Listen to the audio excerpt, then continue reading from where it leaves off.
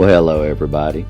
This is Joseph, your host for Scenes from the Corner, the podcast of Cartwright Corner Urban Homestead. And today, we're going to talk about chicken math. Chicken math is real, y'all.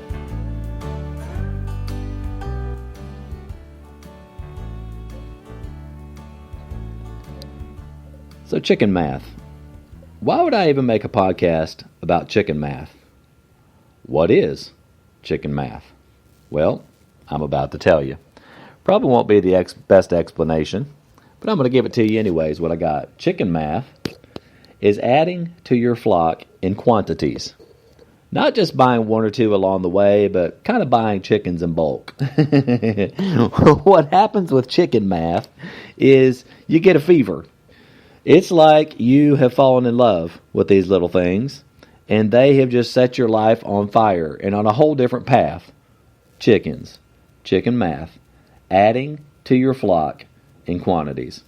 Well, turns out that Sarah and I have crossed the line, and we are truly #crazy chicken people. See, yesterday, Sarah came across on Nextdoor a family that had some chicken stuff. They had a feeder that they had made out of PVC pipe and a waterer that they had made, and they had a big tub that they had used as a brooder for some baby chicks. Well, and it turns out that they had 11 chickens that are about 8 to 10 weeks old. So we decided we'd go over there and look. They were getting rid of the whole shebang because they were, frankly, overwhelmed. And you know what? That's understandable. There are a lot of people that get into having a backyard flock, and it just kind of, it overtakes them. Maybe getting 11 was ambitious, but there's no judgment on these people. For us, we're grateful actually to be the benefactors of their willingness, even in their overwhelmedness, to give these chickens away. Because you know what? Yesterday, we adopted 11 chickens. So we, -1, tripled our backyard flock in a matter of minutes. And so we went and saw these people. They were overwhelmed. They had raised these little chicks. They had gotten them from a hatchery out in the western part of Dallas-Fort Worth, a place called Springtown, and just excited about it like everybody is. But eventually the excitement wears off because the work kicks in, right? And these girls have gotten bigger. They're kind of teenage size looking now, and they got too big for the tub that they were using for the brooder for them. And they did not get their chicken house built with their run, and so they just had these girls kind of piled up in this thing, and they were just too big, 11 of them in a tub, and they were pecking on one another. And so they were overwhelmed and just decided to give everything away. Well, Sarah found them on Nextdoor, and next thing you know, we're in the van heading to their house to check out these chickens and all the stuff that went with it. So, long story short, we ended up bringing the 11 chickens home. We got everything from them. We got the feeders. We got the brooder, which is really just a big tub, and brought them home and then had to figure out what to do with them. So we are now adoptive parents. Now, here's the thing. You got to think about the difference between being an adoptive parent and a foster care parent, right? We kind of justified, I think, even getting in the car and going and looking because we were going to be foster care parents. See, right, foster care, you bring the children into your home, you hold them for a while, you have them for a season, but they're not going to stay where you are. When they can get passed on to adoptive parents, they move out of foster care into an adoption, and now they have parents that are fully committed to them for the rest of their lives to raise them to be citizens contributing to society. Well, we have 11 more chicken children. And we brought them in for foster care reasons, and that's still the plan. But again, we're only one day in. I'm reporting this the day after, and everything's still unfolding. So we plan to foster care these girls. 2 of them have so much, they were pecked so bad above their tail feathers that they're just like, it's just skin in the back. And then one of them was pecked so bad that it was still bleeding. And so we separated them out in their own tubs, the one that was bleeding by itself, and then the two that had been pecked really bad. Because again, you have 11 chicken girls in one tub, there's no room, and they get on each other's nerves. So we went into care mode with them immediately, separating them out into separate tubs. Sarah had to go to her mom's, pick up a couple of tubs, so we could even get them out and put them somewhere till we could clean out their big tub and move a few of them back in to there. So again, one day in to our foster care journey.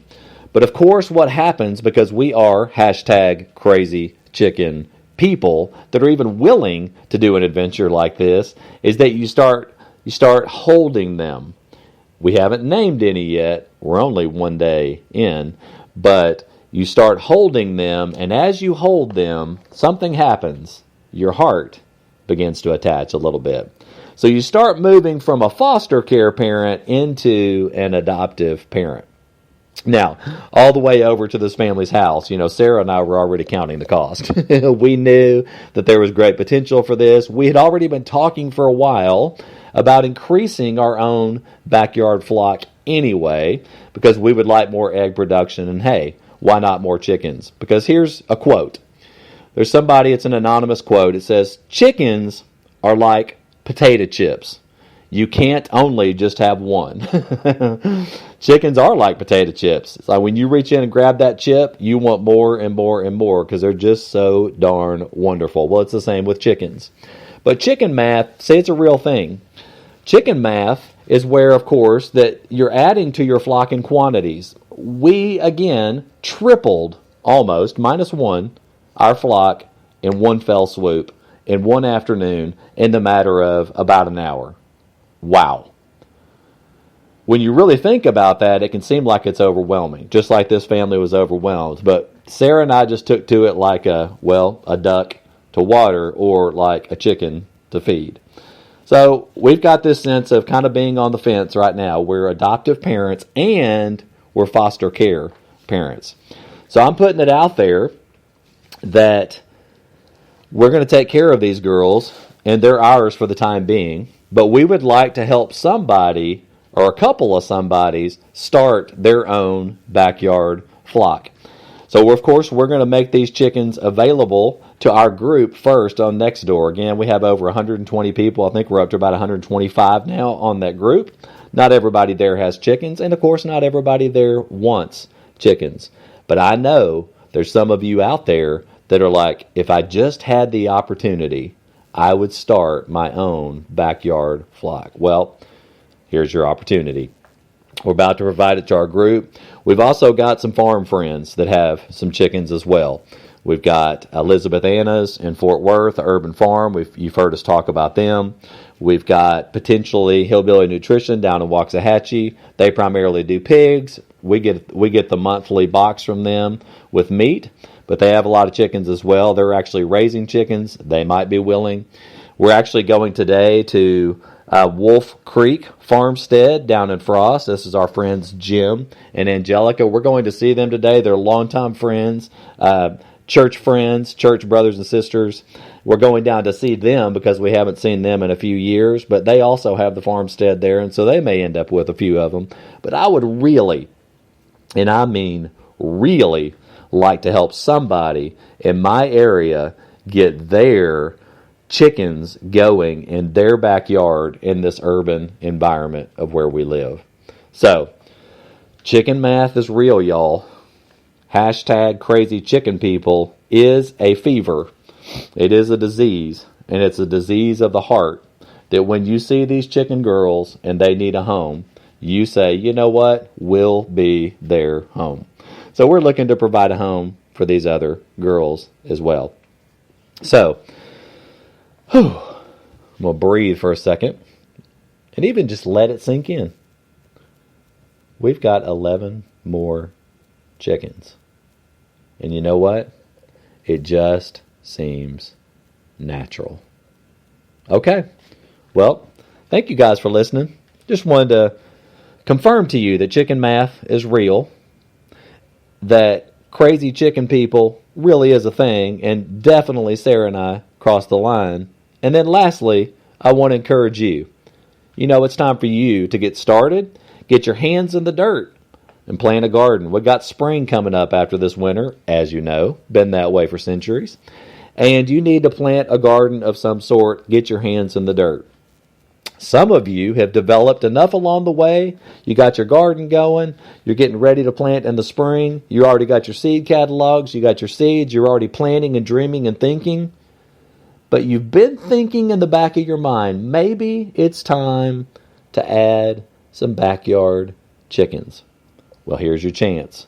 We've got some for you that we'll give you for free and help you get started with raising chickens in your backyard so you can have farm fresh eggs coming into your kitchen every morning to cook for your family. What? It's the best. All right, so I'm encouraging you. Get your hands in the dirt. And then for second level homesteading, get yourself some chickens. And we've got some for you if you'd like to get started. Well, bless you guys. We'll talk to you soon. Have a great rest of your day.